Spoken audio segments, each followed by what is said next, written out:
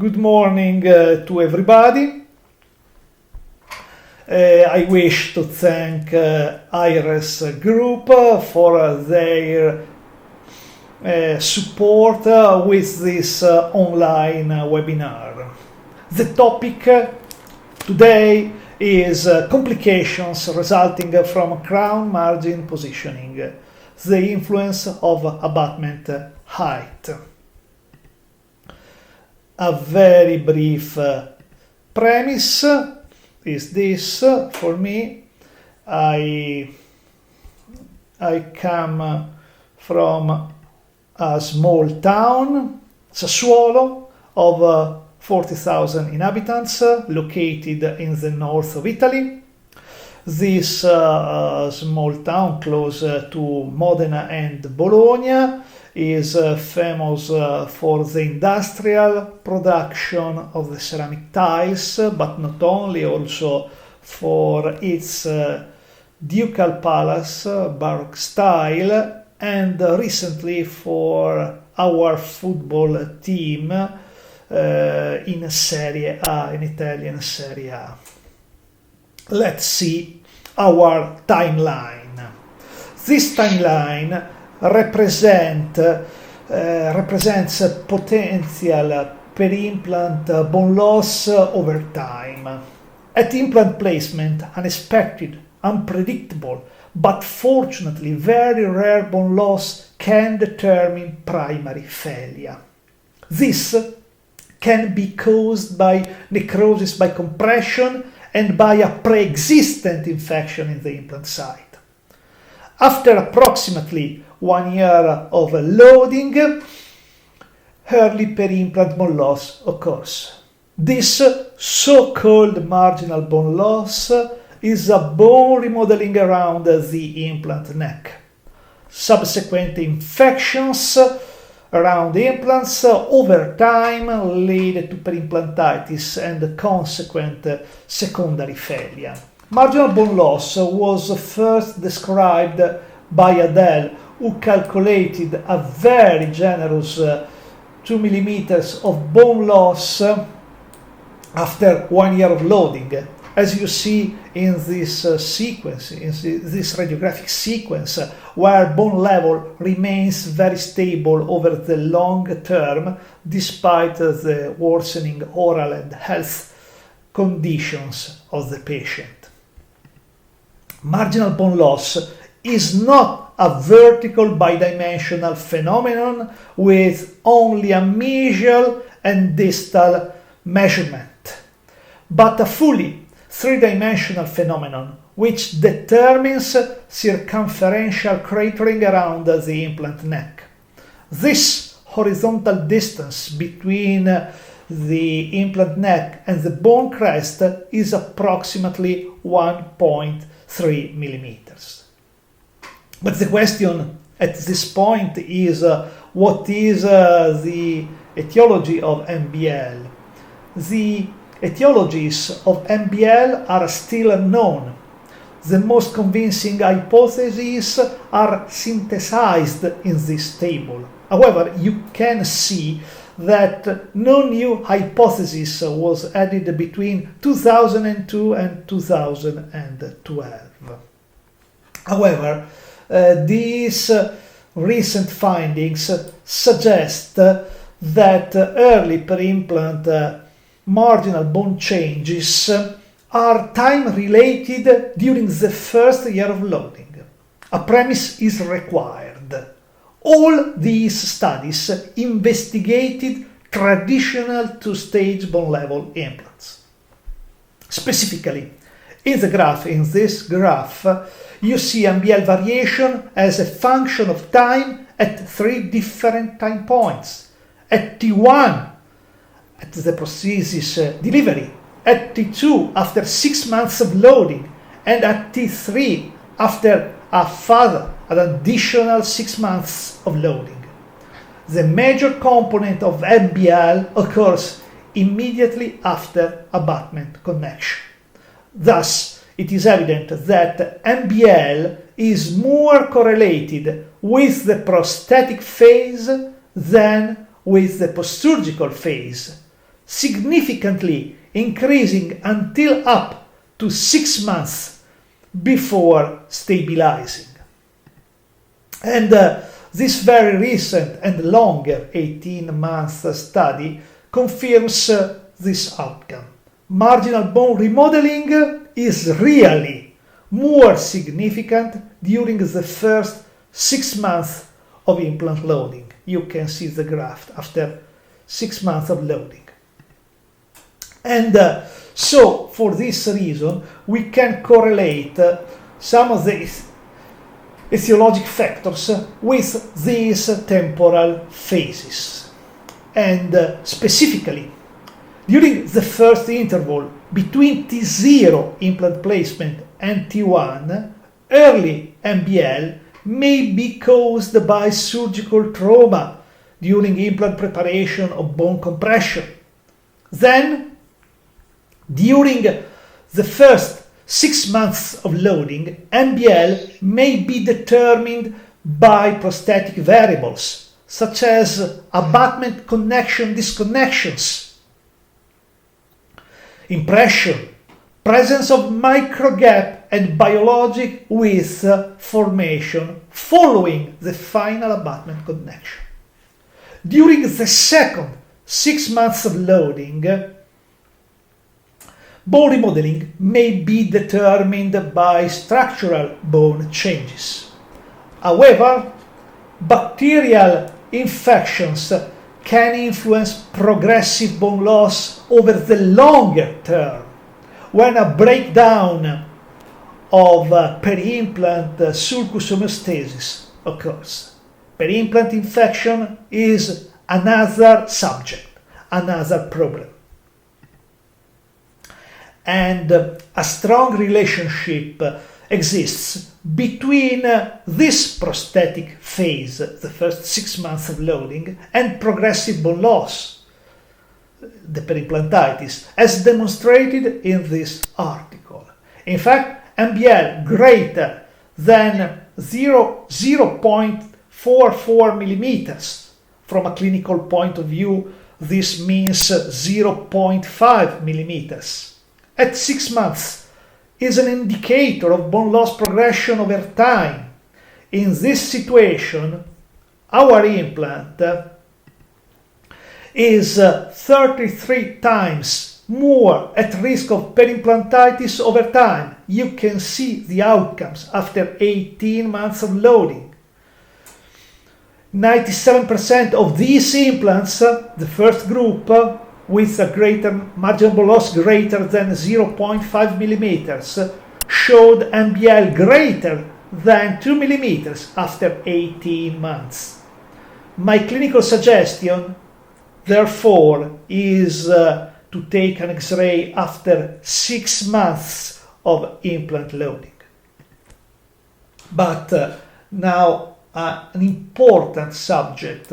What about peri-implantitis? First point, this study by Karwak and Berglund suggests that periodontitis and peri-implantitis lesions exhibit histopathological differences, which confirm dissimilarities between these two diseases. Second point, pyrosequencing analysis suggests that peri-implant and periodontal microbiota represent entirely distinct ecosystems, both in diseased and in healthy sites. More precisely, we can identify 4 different ecosystems: diseased peri-implant sulcus, diseased periodontal pocket, healthy peri-implant sulcus, and finally healthy periodontal pocket.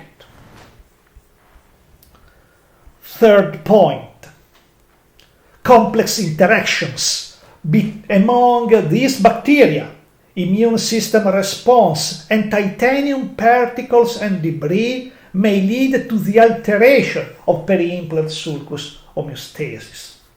Recent information from this article by Giannobile suggests that titanium particle release may determine peri-implant bone destruction. Let's see the corrosion of the implant surface exposed to the oral environment. Let's see this because I think that is very significant. And I can skip to the other slide and say that what you see the corrosion, and in other words, if our implant has no MBL 0, no titanium surface is exposed. Therefore, titanium corrosion is very improbable. However, if bone loss does occur around the implant, the titanium surface is exposed within the peri-implant sulcus, with subsequent corrosion over time. This is the concept of zero MBL in order to avoid corrosion of the implant surface exposed to the oral environment. Therefore, what can we do in order to minimize, or better, to eliminate MBL during implant therapy? Let's see this table. Of course, we must focus on surgical protocol.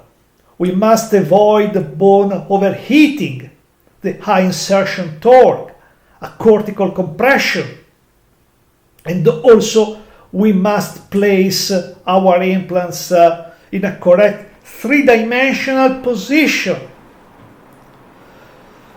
And especially we must maintain at least 2 millimeters of facial bone thickness regarding surgical protocol. Then let's see the implant design. The implant design can help us in order to limit marginal bone loss with a platform switching design, which is very important. We speak of the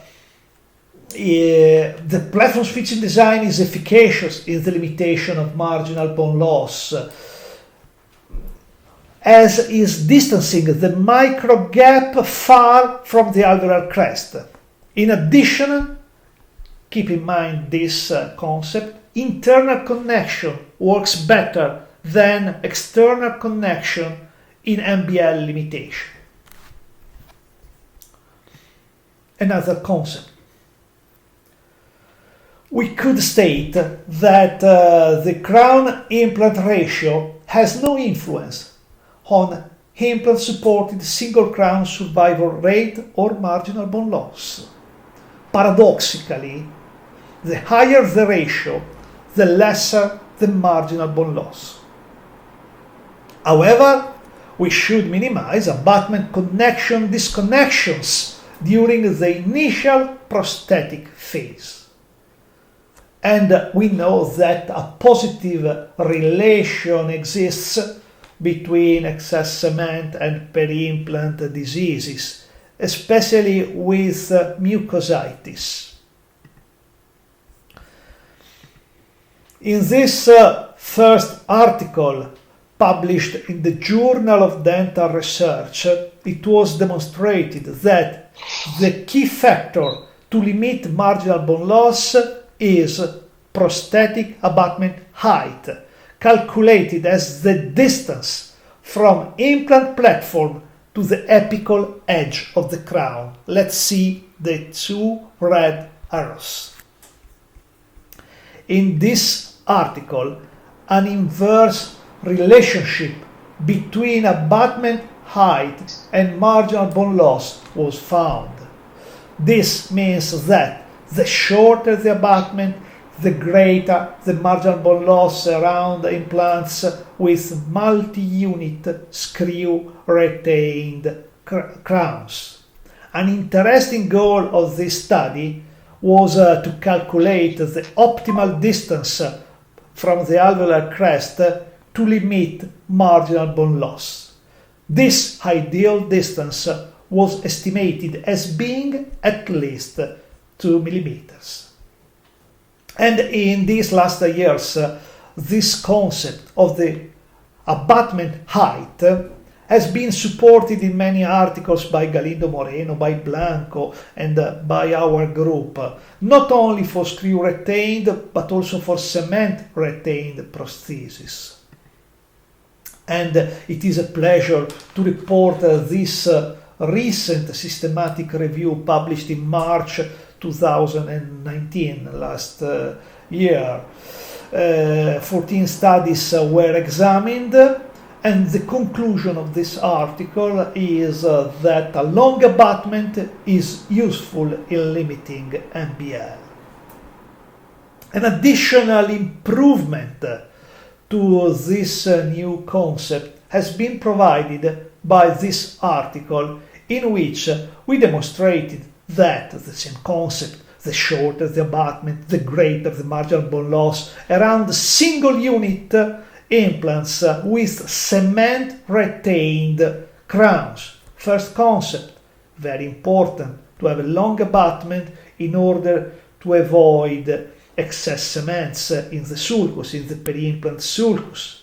But second concept, abutment height benefits are maximized by platform switching rather than non-platform switching implants, as you see in the graph, where two different implant systems were compared in this article, and marginal bone loss tended to zero with an abutment of 3 mm for the control group with no platform switching design, and tended to zero with an abutment of 2.5 mm for the test group with the platform switching design, iris implants, specifically. In order to eliminate MBL, this means that a vertical space of 3 mm is required above the bone crest for the biologic with formation without a platform switching design. Only 2.5 mm are required in presence of a platform switching design, due to the horizontal space caused by the mismatching between abutment and implant platform, as you see in the drawing. Now we can skip from the hard tissue, the bone, to the soft tissue, and we can focus on these recent prospective studies which have suggested that vertical soft tissue thickness must be considered in order to limit marginal bone loss. It is probable that these 3 mm of biologic width around the implant neck represent a soft tissue barrier to protect osseointegration process from bacterial attack. More precisely, two histologic studies in humans have calculated the biologic width around implants to be between 3.2 and 3.6 millimeters. From this information, we know additional differences between the peri-implant, natural tooth, and implant. And let's see these two different scenarios proposed by Linkevicius. In presence of thick vertical soft tissue greater than 2.5 millimeters, only very limited MBL around implant necks is described, whilst in presence of a thin vertical soft tissue, that means less than 2 millimeters, a significantly greater amount in marginal bone loss is present after 1 year of implant loading. The consequent question is what relationship exists between prosthetic abutment height and vertical mucosal thickness. it is clear that prosthetic abutment height and vertical mucosal thickness express the same concept, the biologic width formation, for which a vertical space of 3 millimeters is required around the implant neck.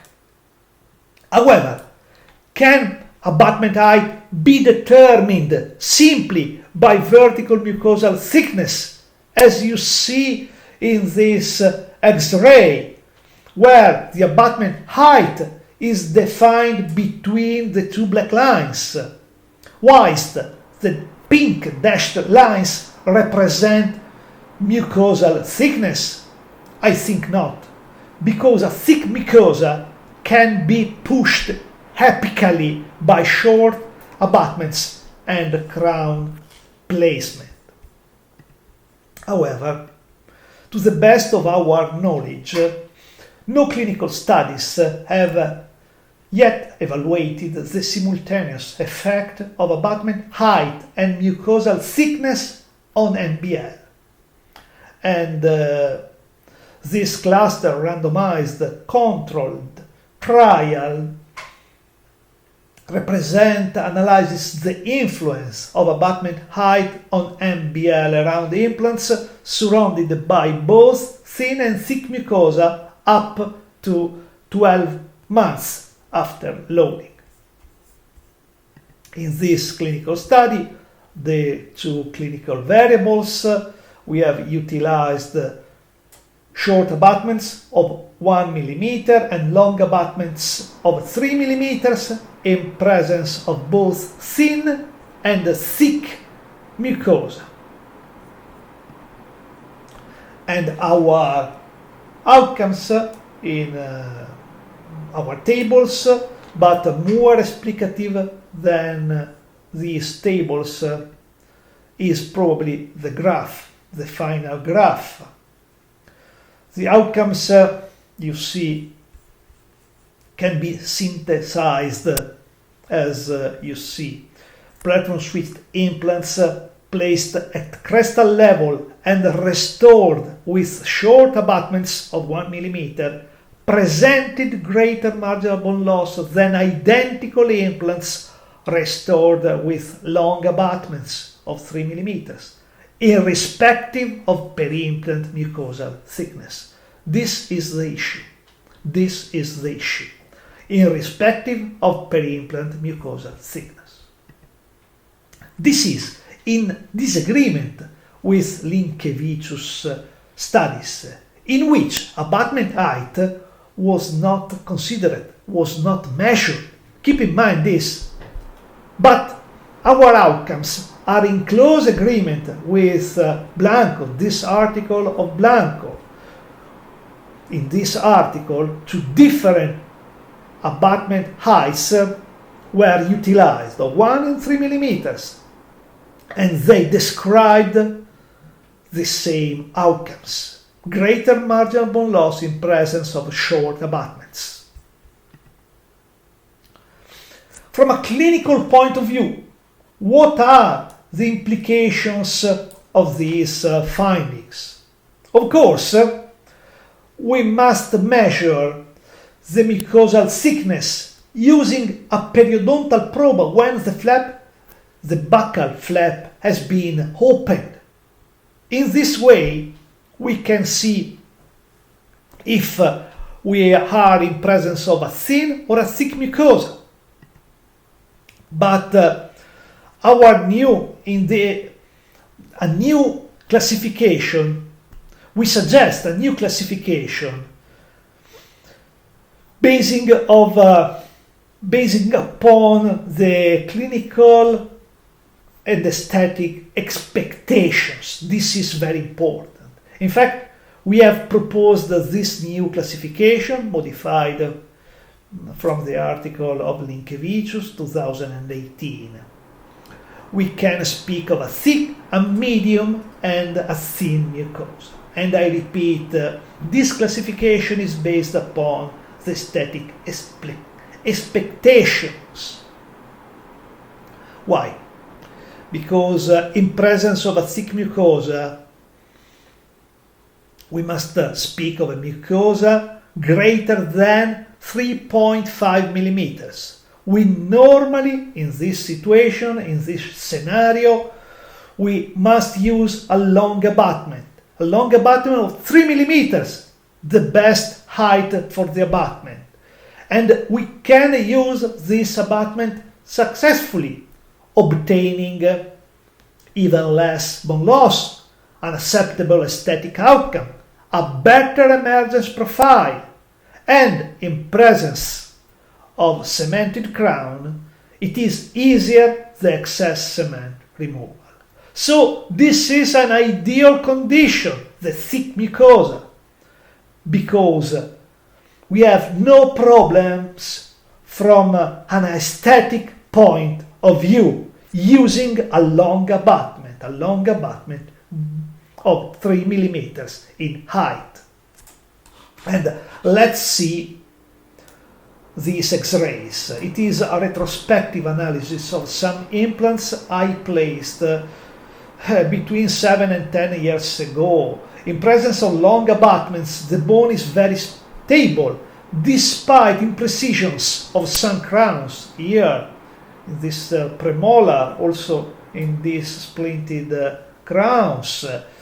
In presence of a short abutment, a greater MBL occurs due to the more apical biologic with formation, as you see in these two implants, two splinted implants. The same biotype, the same thick mucosa, but the first with a long abutment with an imprecision, but the bone level is very stable. The second implant has a short abutment, and in presence of the same thick biotype, we have a greater marginal bone loss. This is the concept. On the other hand, however, we can identify also a medium mucosa, when the mucosa thickness is between 2.5 and 3.5 millimeters. The vertical mucosal thickness is medium. In this situation, for an aesthetic reasons, we must use, of course, an implant placed 1 millimeter subcrestally in order to recover, to regain apically this millimeter for a better aesthetic outcome. In other words, we must always use the long abutment of 3 millimeters, but in this situation, in order to avoid complications, aesthetic complication, we must place 1 millimeter subcrestally our implant. Why subcrestal implant placement? Because this allows us to move the crown margin more apically while maintaining a long prosthetic abutment of 3 millimeters. However, we do not know what the correct implant insertion depth actually is. We do know, however, that the deeper the subcrestal position, the greater the marginal bone loss. And a third biotype, a third condition, the thin mucosa. In presence of a thin mucosa, the dilemma regarding the use of long or short abutments exists. Why? The use of short abutment permits, you see in this X-ray, the use of short abutments permits a temporary good aesthetic outcome, but with subsequent greater marginal bone loss. This is a big problem. Another option, the use of a long abutment limits marginal bone loss, but is aesthetically questionable due to the supragingival location of the crown abutment margin, as you see in this specific clinical case. In the posterior mandibular, this can be acceptable, but sometimes it is not possible this kind of solution. And so we can utilize a different option. For example, in order to avoid this aesthetic complication, a long zirconia prosthetic abutment can be used. This is an option. Or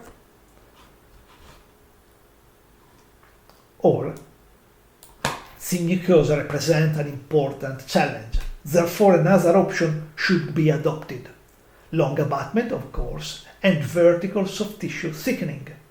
We can perform, for example, the tenting technique with the interposition of a connective tissue graft harvested from the palate. In these situations of thin mucosa, we can use also the zirconia abutment, of course, a vertical soft tissue thickening, second option, altogether. And we can place 1 millimeter subcrestally our implant. However, at present moment, I can't suggest to place our implant subcrestally of 3, 4, 5 millimeters. The literature does not confirm this kind of location. Let's see this final clinical case. This clinical case shows how a connective tissue graft and modification of the crown margin can help us to deal with aesthetic complications. In 2014, I placed this implant in consultancy where the prosthesis was delivered. And 2 years later, you see, in 2016, the patient came to my office due to the inflammation of the distal papilla, which was coming back. She referred pain and complained of discoloration and lack of papilla. 2 millimeters of crestal bone were also lost. You see the X-ray. We can observe an incorrect emergence profile and a short abutment. Thus, I removed the crown and unscrewed the abutment in order to modify it. Then a soft tissue aesthetic surgery was performed in order to treat the discoloration and the concavity. I utilized, of course, a connective tissue graft and a traditional techniques, mucogingival techniques. And this is the situation after 7 weeks after the surgery.